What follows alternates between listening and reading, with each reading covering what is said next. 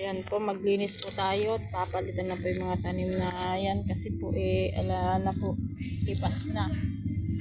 Magpapatayan na din po kaya magpapalit po tayo ngayon ng sitaw na turo. Wala po kaming saki kaya mag-uunti-unti po namin lilinisin yung mga yan.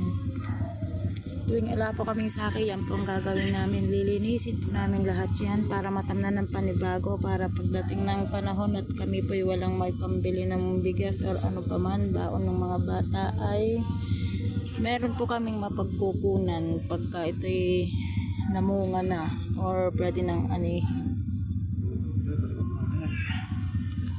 Yan.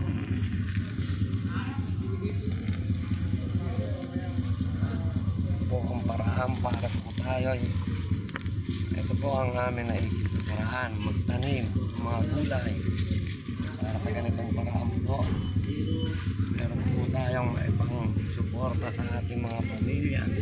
Hindi tayo mamumroblema na kung wala po tayong pera, wala po tayong bibili ng pagkain.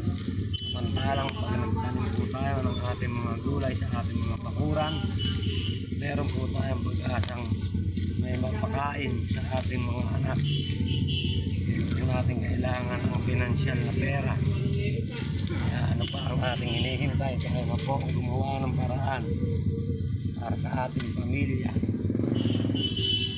Ito pong bakuran na to ay bakuran po ng aming pinsan at habang hindi po nila ginagamit ang bakuran na to ay pinagtatamnan po namin para po mapakinabangan ng iba. Mababait po yung may-ari nito at malaking tulong po sa amin ito at nagpapasalamat po kami sa may-ari nito.